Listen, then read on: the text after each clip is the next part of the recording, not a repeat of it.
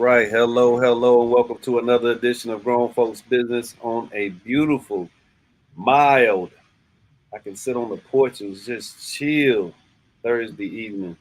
Um, Glad to see familiar face in the place, and Lisa, thanks for joining. Danya, appreciate you being in the space and doing what you do.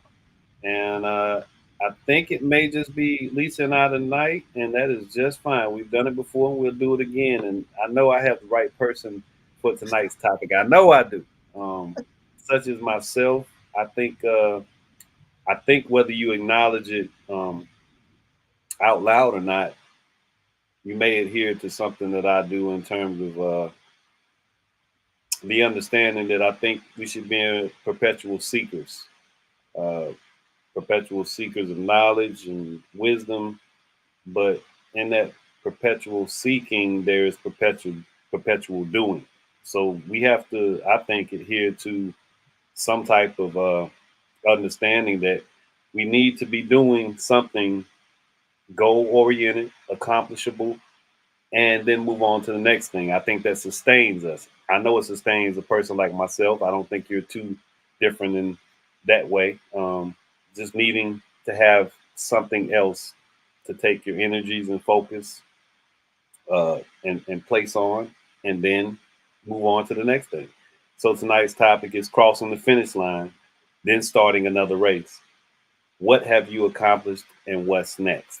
So we're talking about goal setting at the core of this conversation, but we're also talking about having accomplished certain goals. Um, when do you anticipate beginning the next one? Is it before you finish? Is it right when you finish? Do you start one before you even get this one done? All of those things I think will come up in this conversation. But first and foremost, let's begin with what's been accomplished. Um, I'm glad you came tonight because I know you've been, as such as myself, we've been in conversation about this stuff. Doing things that require time, attention, energy, seeing it through, and then finding the next thing to do. So, with that being said, you tell us what you have accomplished and what is next on your radar. Man, so that's a very loaded question for me because I have attempted a lot of things. And sometimes people looking on the outside may not see something finished based on their perspective.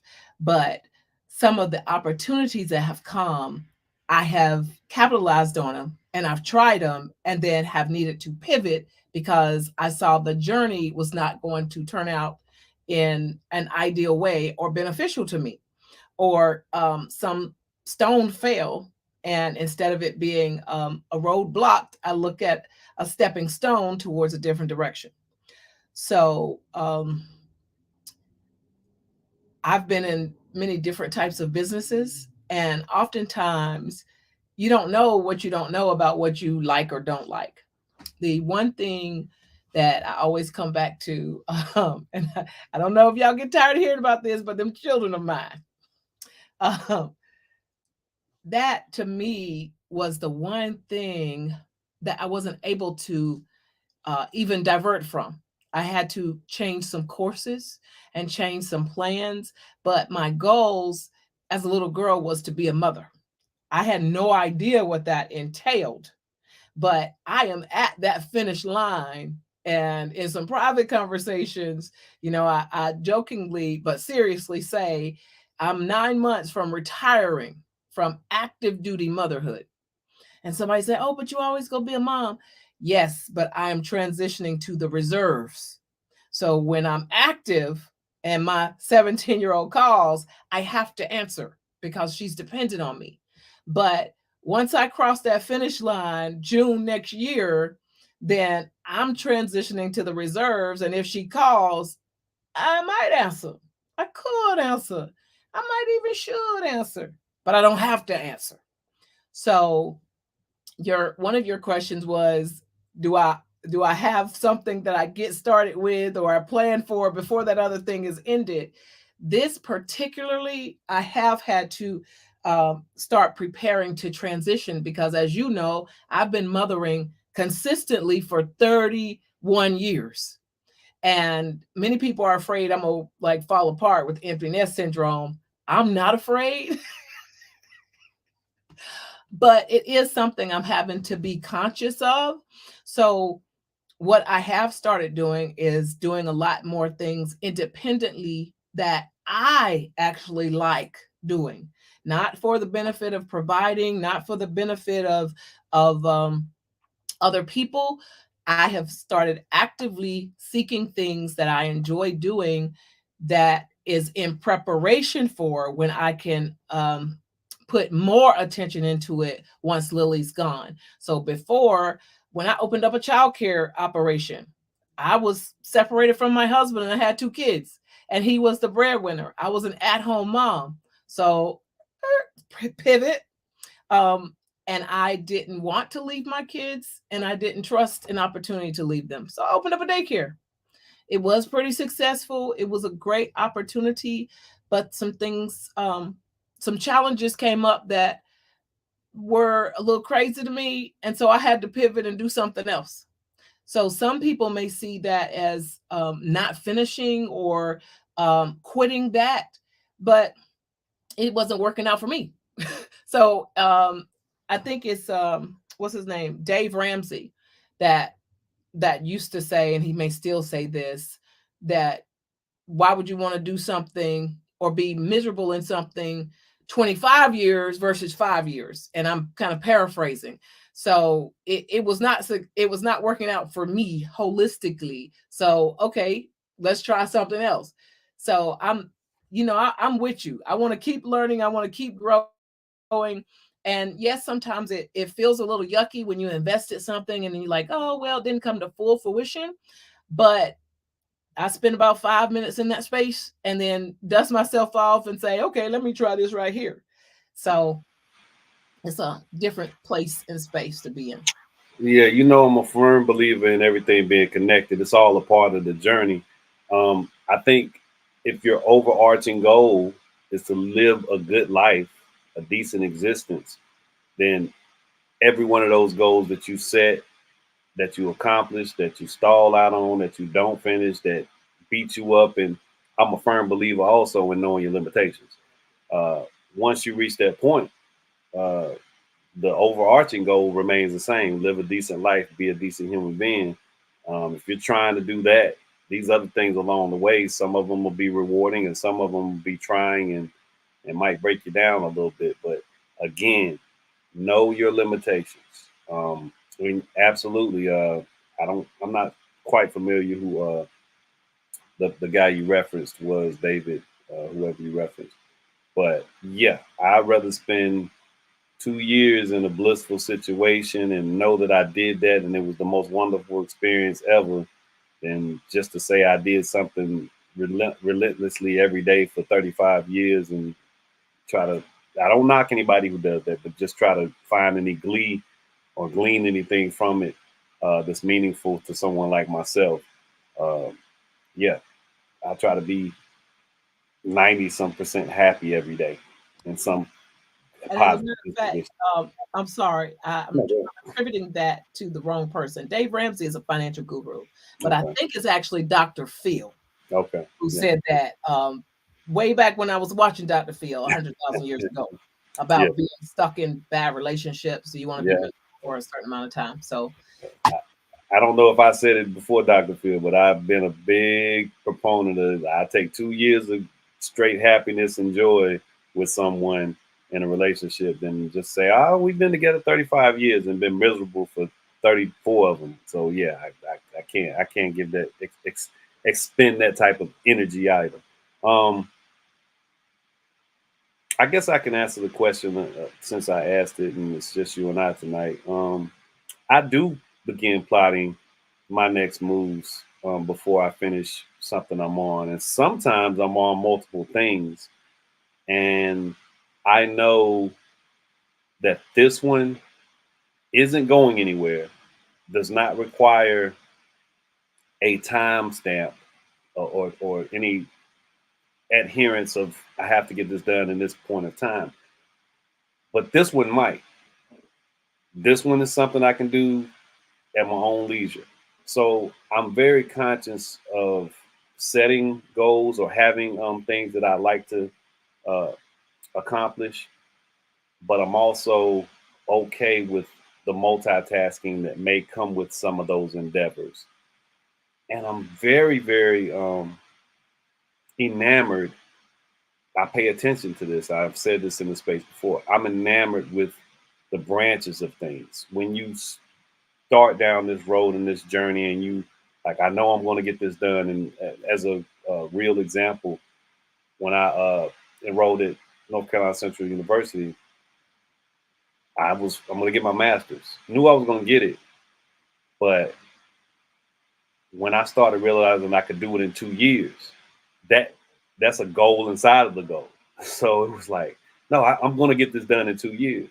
So that energy towards accomplishing a second degree became oriented with the time, which made it another goal, and it it just became like a snowball situation, and it inside of going for those things in that period of time, it gives me a what else can I do, and what else can't I not do? You know, it's like nothing's impossible. So I'm saying that in the sense of the accumulation of things that you can pick up when you start one thing, and it branches off to another thing, and then it gives you the energy for the other thing that you never even thought about. So yeah, it's really it's fascinating if you pay attention to it. I don't know how many people pay attention to it.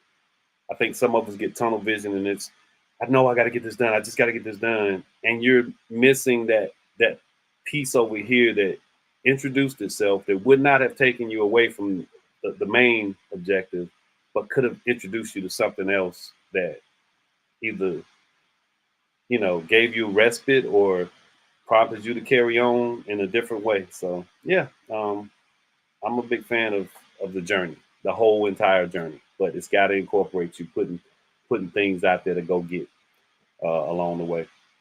That's So yeah, go ahead, go ahead. to interject that's as interesting that you talk about the branches, because I have associates, and one of them recently said to me is that you're just all over the place. You need to be focused. You need to do the one thing. Either you do, and in my head, I told this other friend of mine, if I wasn't confident, then that could have derailed me. But I know my purpose, and I know I operate through branches and through synergy.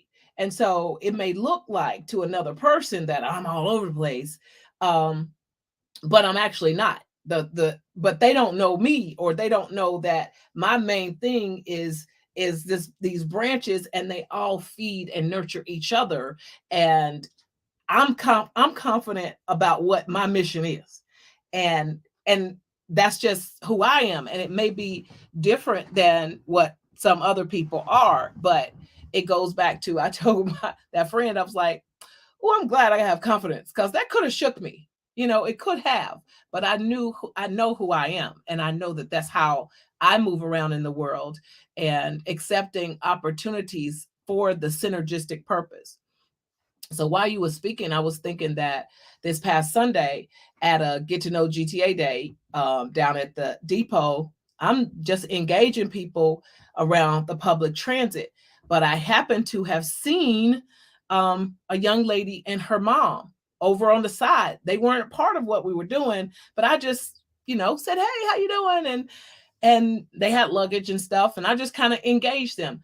That's what I do, right? I engaged them, and then I ended up finding out the young lady was moving here to start a master's program at A&T, and then the mom came with her to settle her in and all this other stuff. So I gave both of them my card, right?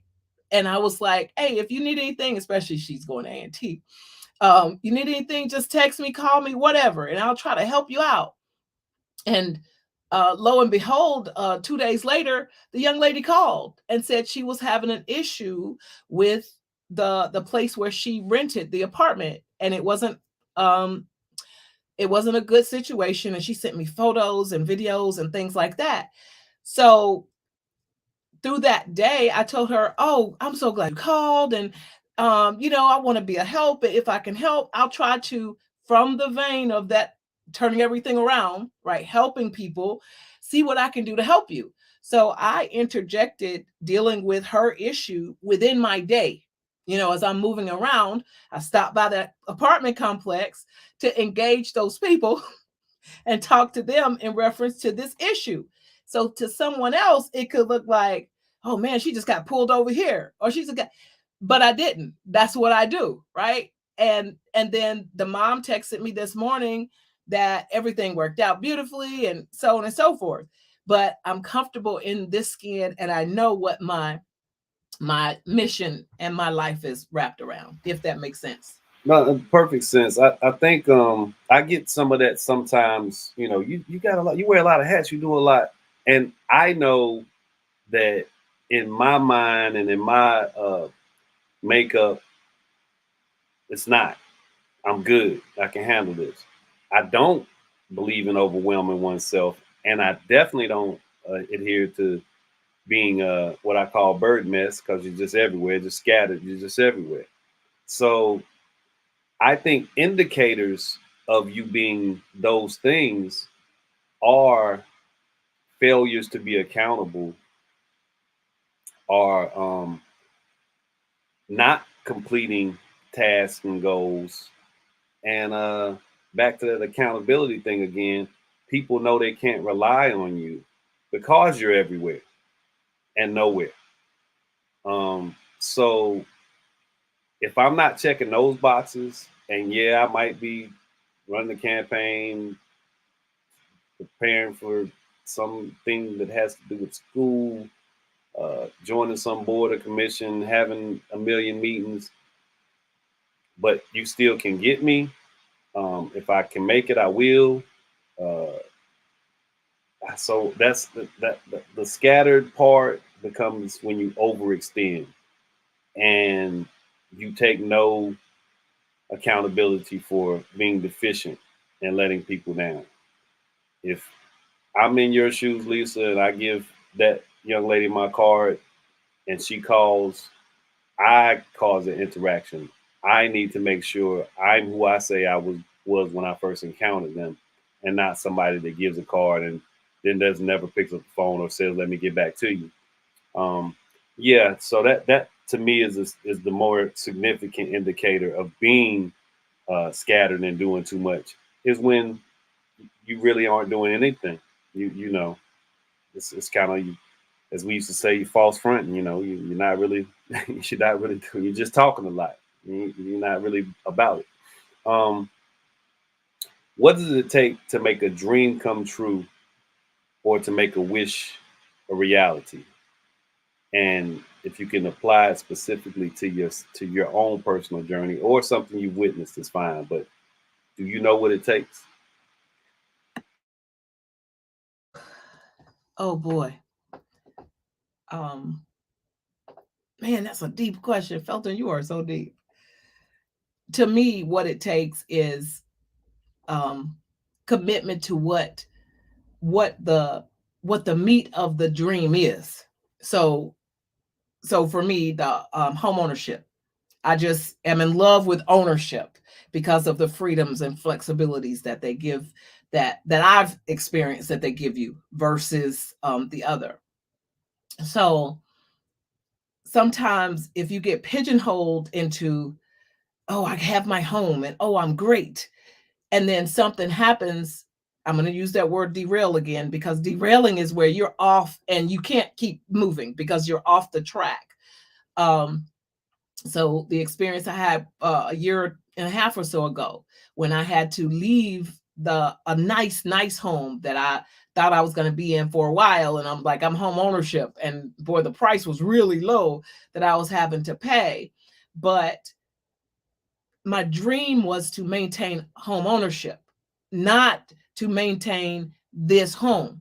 So when something happened where I had to change the home I was owning, again, other people. And I'm thinking a lot about that show you had before, about, the influences. Other people's like, oh my gosh, you done put so much in your home. Oh, your house is so nice. And da da da. I have to think, oh, I'm not in love with things. My dream is to maintain home ownership. So I have that flexibility. So the knowing what the point of it is, and the ownership of the home is, the point is for me to have the flexibility and the freedom, and it's wrapped up in that home ownership. So I could have it here at this new home, which may not have been built as recently, but I still have the same freedom. And that's the core of what I have to keep my eye on, that prize. So that level of staying connected to the core of what the thing is that's in your dream. That's what means something to me. Yeah, I think my easy answer is take the step. Um, that's all. I mean, if you have something that you desire, but you only resign yourself to the desiring, then there's no dream that's gonna come true. There's no wish that's gonna be reality. And I love your example of the home ownership thing. You had to do some research.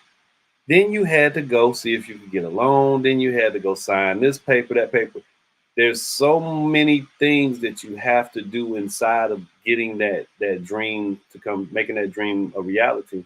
Um, that's the steps. You gotta get up, get out the bed, put on your clothes, say, hey, I like this house. Let me talk to the realtor, whatever. And that's the same energy you have to put behind anything that you're doing that has to do with you getting something you want. If you want to talk to this pretty young lady over here, you have to go have a conversation. You can't sit back and just say, oh, I saw the woman of my dreams today, and you never approached it.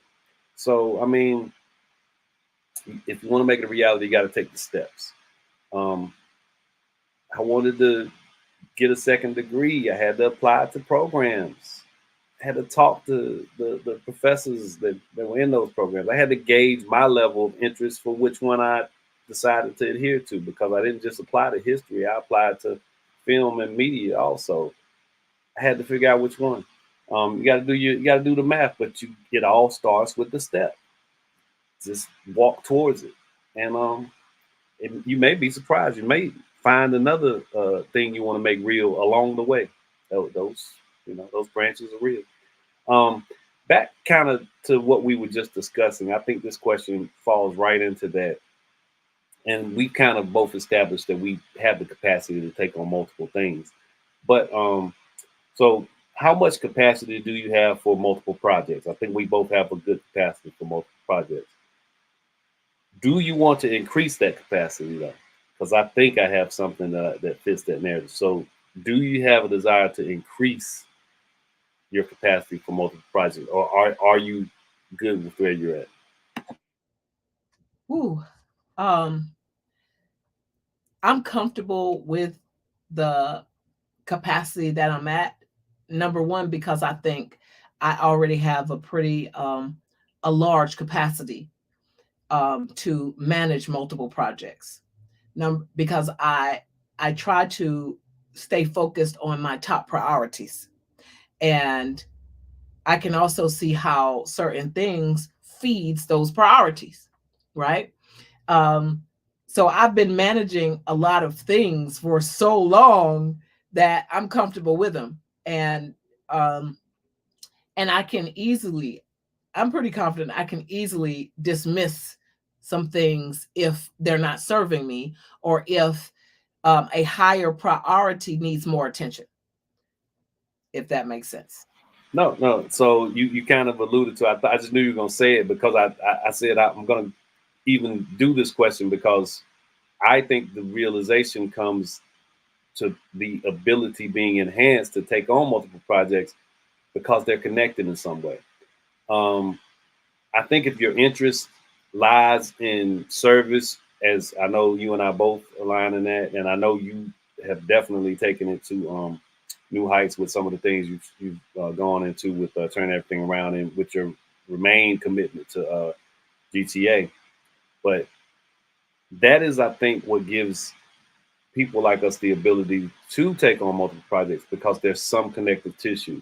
Some of the boards that I've recently joined, what I do academically, and what I even do in this space, uh, it has afforded me and given me visibility to certain people, which has afforded me other opportunities.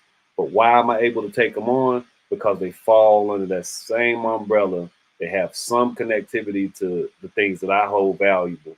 And I think that part is what allows for it more than anything.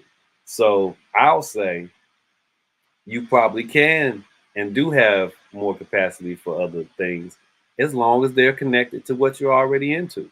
That's the, now we can't make another 12 hours in the day. There's some constraint to that, and there's, again, knowing your limitations. If you can't be multiple places at one time, but if it's something that falls under that purview and you can negotiate it better for your terms of ability to engage, then yeah, I think we give me more on my plate as long as it's, it tastes good with the rest of the food. That's the way I look at it. As long as it fits in there some kind of way. Is it important to you to assess goal progress periodically? So do you look at where you are on the road to accomplishing that goal? I see you laugh. If it is, why and how does it help you with your next venture? I have not had that experience. And I honestly, I don't know whether it's good or bad or indifferent because I've been able to thrive without it. But I will say that I am daily having introspective moments with myself. So how much time am I doing with this, or how much time am I doing with that? But I have not had the practice of checking where I am in respect to the goals. And it could be because I keep moving my own goalpost. So it could be that, oh, I didn't know that was, that was something that I might want to, take advantage of. So that moves the goalposts, because once I get access to something that I didn't know I wanted access to, then I just roll with it. I'm like, okay, I like that. So I'll add. So to your other question about adding things onto the plate, I might put something in my brain to be able to capitalize on it later. So I don't have these measurable moments in respect to the goals. But I think I am constant. Not I think. I know I'm constantly reevaluating how I'm moving in certain places and spaces. Yeah, I think that's definitely it. That checkpoint mentality probably shows itself more when it is a more structured situation you've entered into, and I keep going back to academia at this point. So you have these moments that give you an ability to proof that paper, to look at an old paper that you got before you submit the final one, to look at midterm grades or final grades from the previous semester, to have fruitful interactions with people who are going to at some point impact your academic career. So you can kind of gauge how you interact with them and if there's like-mindedness in what they believe and you believe. In my case, a historian is here to do. So those type little measurables are moments to look back at, as far as some progress goes. I think they're critical, especially in a more structured situation. Now, when it's just you, I think that's what you're talking about. When it's just you, it may take a bit more discipline to be that type of check yourself and see how you're doing on that, because we're kind of bigger picture, bigger purpose type moves. And if you spend half your day doing stuff and the other half checking to make sure what your progress was, your day's gone. So yeah, I think more in a structured environment, kind of, I look back and make sure, hey, I did this. Now that I've done this, and I know this kind of gets me that type of grade or that type of comment or whatever the case is, I get a point of adjustment and I can go and kind of restructure and do better the next time. Go ahead. Can I tell you something funny? I did not, and this attests to how that's not how my brain works. I did not know. I was just going to school. So when I was at A&T, I was just going to school. I wasn't even keeping up with how many credit hours I had. And I literally looked up, and they don't really, well, I didn't really go check in with advisors and things like that, because I was a super mature student and they just kind of let me flounder. But anyway, I looked up and it was December and registering for spring, and I can't remember who said it. I was like, wait a minute, I can graduate next semester. And it kind of did, like, I wasn't keeping up. And even the papers and things like that, I never, like, I didn't let it, what the strategy is, like, to let it marinate or something. You do it and then you let it sit and then you go back. I didn't even do that. I would just write it and I might edit it and turn it in. So I've said this, I think, in the square before, that I'm like Lil Wayne. I do better just coming out the gate. So and it could just be how I function. I don't know. No, so I think some people literally process an enormous amount of information in some way that allows them to not have to be the 3, 4, 5 draft writer of a paper, or and then some people uh, I think have original ideas and really engage with whatever subject it is in a way that is fresher than others think they are able to communicate. And generally, students look to parrot. You know, I I have to agree with what I was presented with, and I need to say whatever I'm saying in a similar way. And I'm kind of I kind of counter that unless I truly agree with whatever the work is, and I mean, like, I'm a big critic, so it's pretty tough to just have me. Oh yeah, that's perfect. Um, so yeah, I think people who process information a different way, because I'm not a 4 or 5 draft write that many papers type person. I'll generally do it as I go. So as I go, I'm editing and I'm refreshing and I'm making sure I did this as I go. I'm not a finish it and put it up. And don't get me wrong, there is logic to that, because as a creative writer, also, I know when I'm telling a story, it is good to start writing a story. And if get to a stopping point, you're like, let me see, I don't know.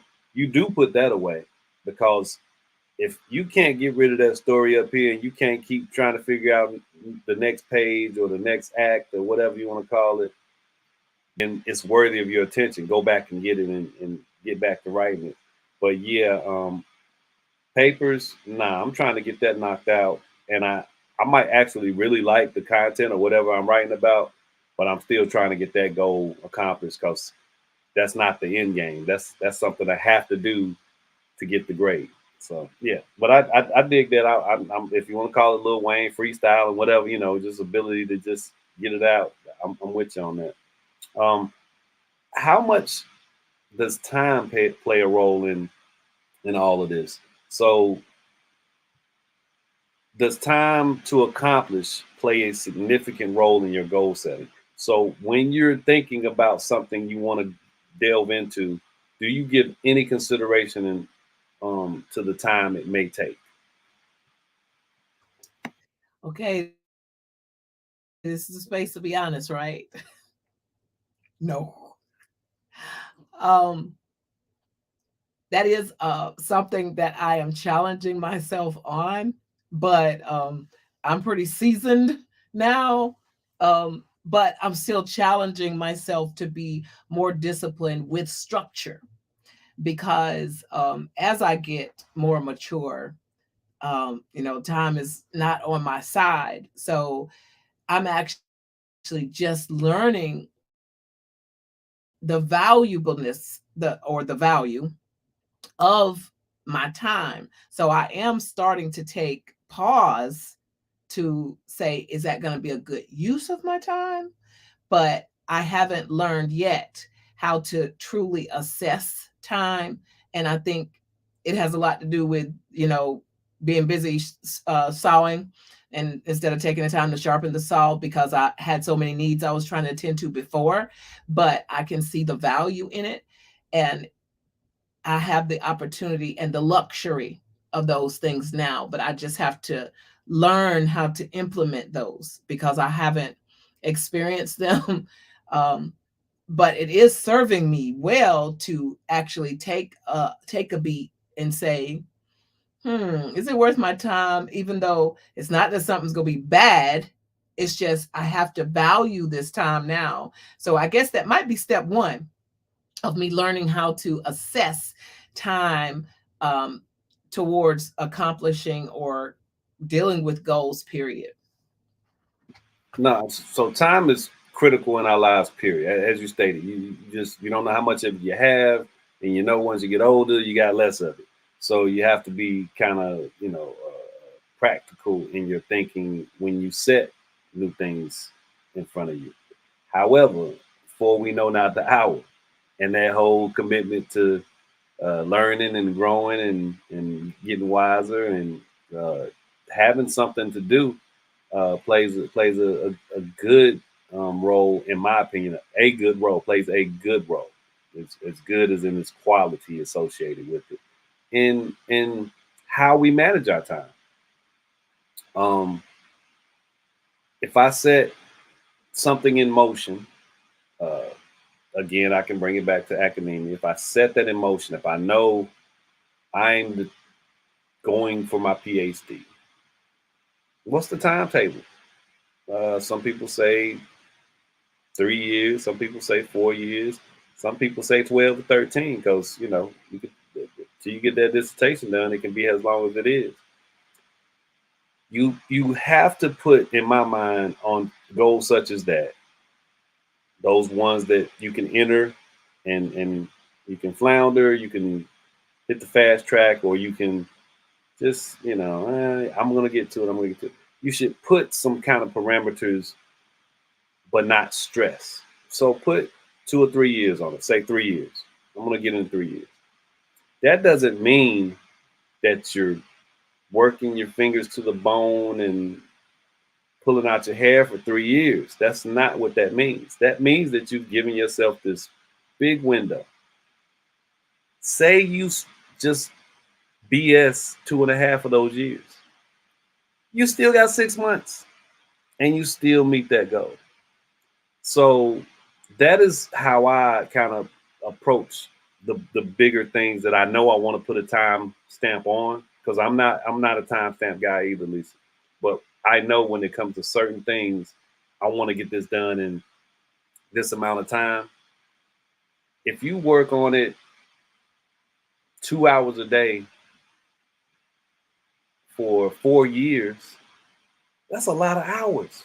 And it's only 2 hours a day. So out of those 24, you take 2 hours and make it 22, and you're still gonna sleep for 8 hours. So think about it in the broader scope, especially when it's a big goal and it's one that is already taxing, stressing, and a consumer of your time by measure. However that part works. If it's because you have to attend these sessions or go to these classes or spend time with this person, learning something, being an apprentice, that time that you spend by yourself away from that lesson is the real contribution to the overarching goal. If you know you got to be in a class, or you got to spend 8 hours, 10 hours learning this new craft or trade for the next 2.5 years, that other bit of time is where the time really matters. the time outside of that scope, because you're relegated. That structure requires you to be in class. It requires you to be an apprentice. But that time you take by yourself will get you closer. That's the real time commitment. That's the real saying, hey, I want to get this done. This, man, when I was at Central, man, yeah, spent a lot of time in classes. But the time I spent by myself, locked in the room with books on top of books on top of books, because I had said once I saw it was possible, I can get this done in 2 years. Man, I don't want to have to go back to that place, but I know I made it through that place. And it was about my thoughts towards this timetable. I can do this. And it requires me to not just clock out after I leave class. It requires me to spend a little bit more time in that space. So anyway, yeah, time I think is critical, but I'm not a person that applies it immediately. But when it's a situation that's a little bit more structured and I know it's to my benefit, yeah, it keeps me from just placating and messing around. Before I have a clip I'm going to play before we get out of here. I think it's apropos, and it's about goal setting. I think it was a pretty good amusing. It was a pretty good clip to me. So I can play it and we can come back and you can give some observations, or I can play it on our way out. You want to go to the clip and give a couple comments on the other side? All right, sounds good. Let me get it set up here. I think it's a good clip.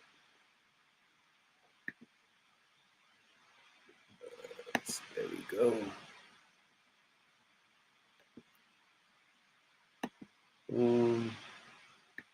All right, here we go. So, you have a goal. You want to achieve something? You have big dreams you want to accomplish. That's great, but here's the bad news. Did you know that 92% of people never achieve their goal? Perhaps most people never learn to set goals the right way in the first place. Well, you're in luck, because today I'm here to help you do just that. I'm Aspen, this is Rocky Kids, and let's get this started.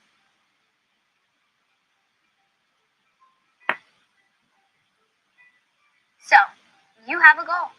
That's awesome. So, go out there and start working hard on achieving that goal. In theory, that sounds good. But in reality, that doesn't always work out so well. There's a reason most successful people begin with a plan. You can't just build a house without a plan. You can't just build a successful business without a plan. And you certainly can't achieve a goal without a plan. Before I give you 4 proven steps to ensure that you reach that goal, I must say that learning to set a plan for your goals can help as you grow from a little you to a big you. Goal setting is a skill, and it's something we must learn. It teaches us to take responsibility for our behaviors. It promotes a can-do attitude, and it forms a powerful, lifelong habit of achieving the things we want. Sounds pretty good, right? Now that we have that out of the way, here are 4 proven steps you can take to reach your goals. Number 1, choose your big goal. What is that one thing you want to achieve? If you knew you wouldn't fail, what would you set your sights on? Think big. This is your goal. This is your vision. You have to know where you're going. So choose your big goal. Number 2, what's the purpose of that goal? I think a better way of saying this is, why do you want to achieve this goal? How can it help others? How can it help you? If you don't have a true reason for why you want to do something, then what's the point of even doing it? This is no different when it comes to our goals. If there is no real purpose for wanting to achieve it, it most likely will never happen. Have a purpose, and when you get stuck, come back to your purpose. Number 3, break it down into smaller steps. Use a goal ladder. At the top of the ladder is the big goal, and each rung on the ladder are the smaller steps required to get to the top. One step leads to the next, and when we have smaller steps along the way, it's much easier to measure our progress. Make these steps very specific, and use the 3 W's to help define each step. Who can help? What do I need to do? And when do I need to do it? Small steps are the key to reaching your goal.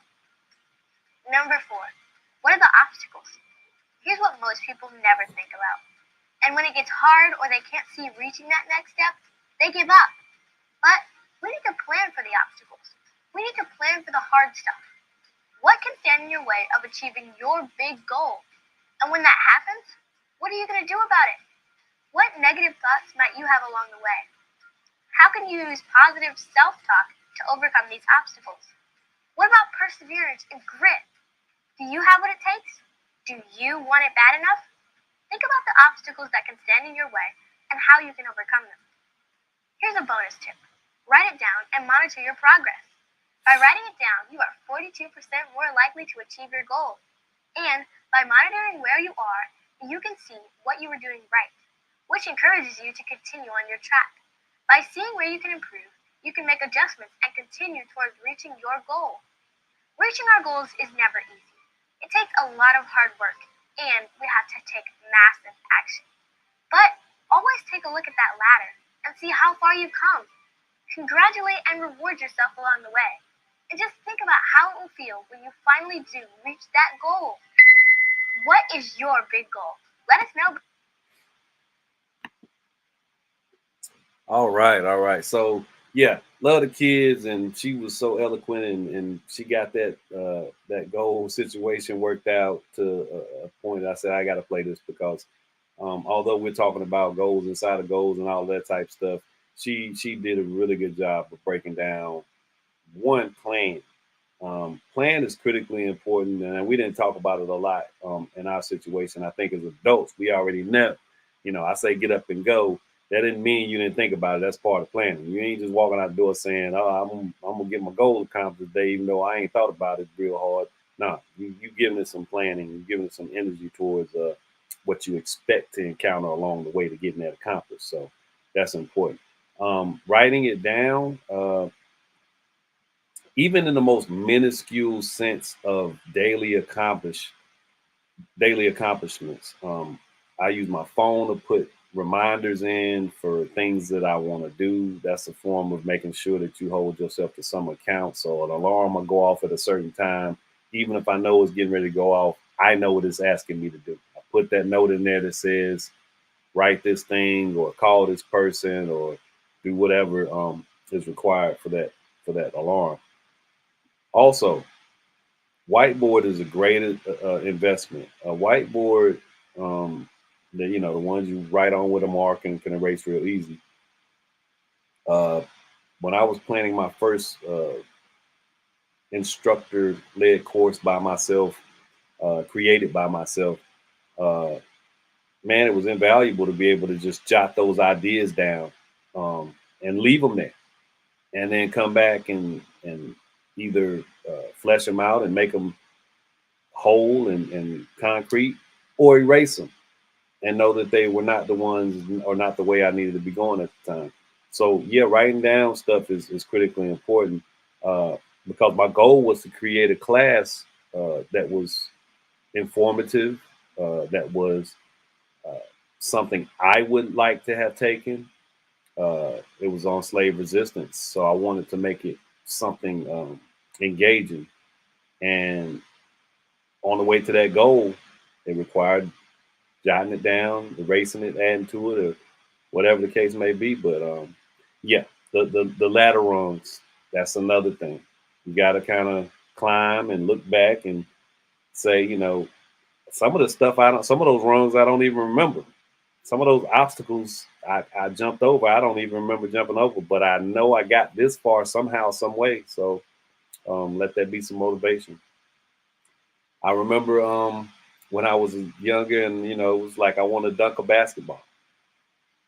What are you can't just sit at home and say, I want to dunk a basketball. I can't wait till I wasn't prolific, but I can say I dunked the basketball in my lifetime because, yeah, had to run, jump, time it, and you had to work at it. You had to figure it out. I was jumping off of 2 feet. I'm not a athletic guy. I'm very uncoordinated. From the knees down, I suffer. So it wasn't easy for me, but I had to keep working and figuring out where was the spot to jump from, where gave me the best opportunity to dunk the ball. And once I got it, I got it. And I didn't like basketball enough to just make it my thing and want to play, but I dunked a couple times and I dunked as long as I did. And then it was like, hey, I'm good. I accomplished that thing. All I wanted to do was dunk the basketball. Didn't want to be a great basketball player. Lisa, any words before we get out of here? I want to thank you for coming and making this a great show. I think we accomplished something that's beneficial to people outside of ourselves every time we do this, and I'm glad to share the time with you. And I appreciate you, Diane. Any words you want to say before we get out of here? Look, I was jotting down what the little girl was saying, and I know it seemed elementary, right? It seems elementary, but um, even at this stage in my life, if that's not something that I was trained to do, and if I was always like hustling just to survive, it just is not part of. It was not built into my nature. I can though see the value in it. Um, I mean, just surviving isn't, that's not my goal, right? To just survive. And as a lifelong learner, I seek more efficient and effective ways to manage this life. And so even from the mouths of babe, she's about 11 years old. I'm writing down what the little girl's saying because I want to be better, and I want to be able to feel less stressed about those things. I will tell you, I've had fears about writing things down. I've had experiences when I've written things down that they they were thwarted a lot easier, and so I do that's a challenge because I don't know whether it's, and if you're a spiritual person, you know that the devil hears you just like God hears you. And it's like, oh my God, I wrote it down and he came for it and got it.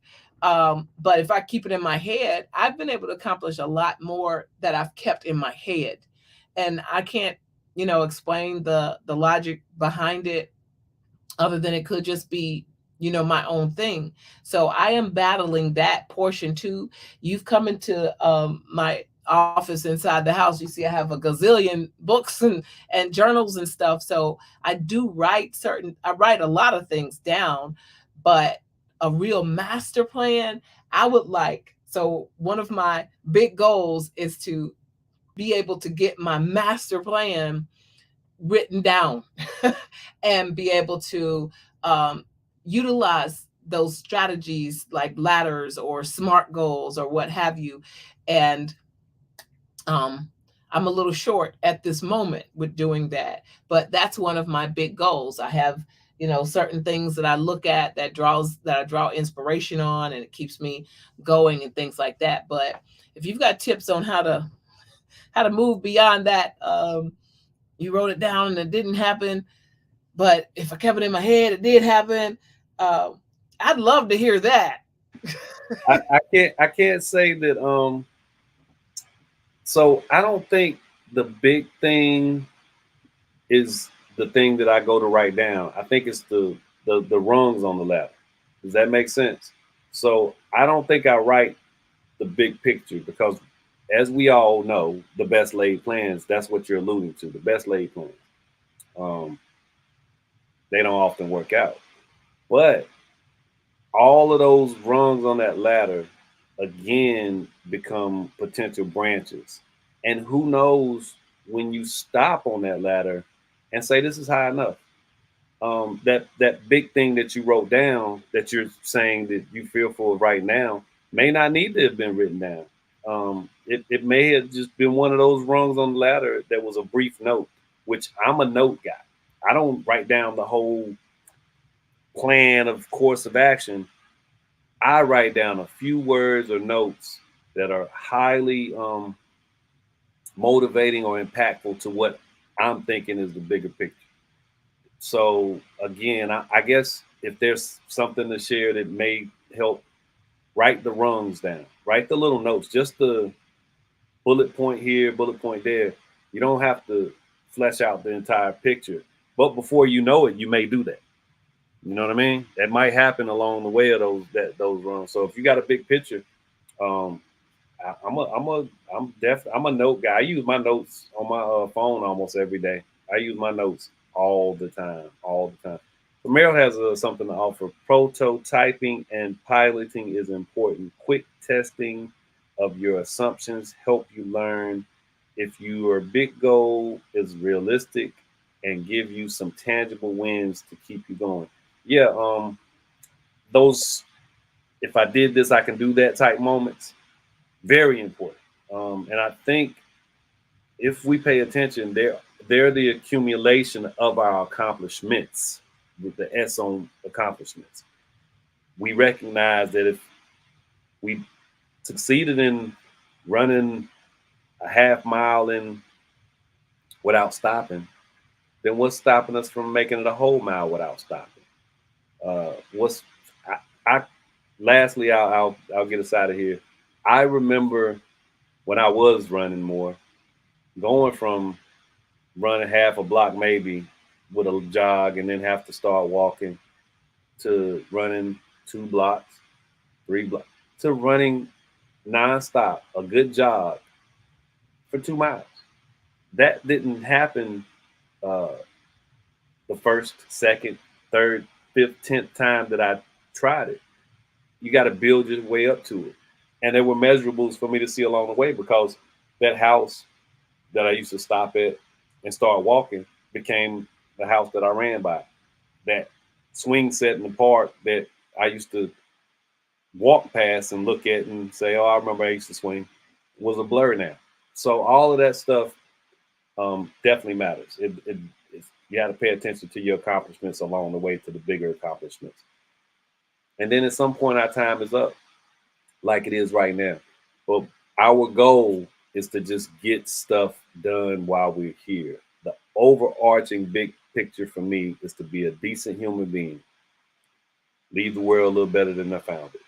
So I think if that's your goal and your motivation, everything else just is, icing on the cake. So thank you so much, Lisa. Any words you want to say before we get out of here? Because I know you good. I appreciate you. Thank you. I'm good. Appreciate you too. Y'all take care. Have a wonderful night. Be good, everybody out there in the internets. Y'all take care. Be good. Have a wonderful night. Thanks for joining us.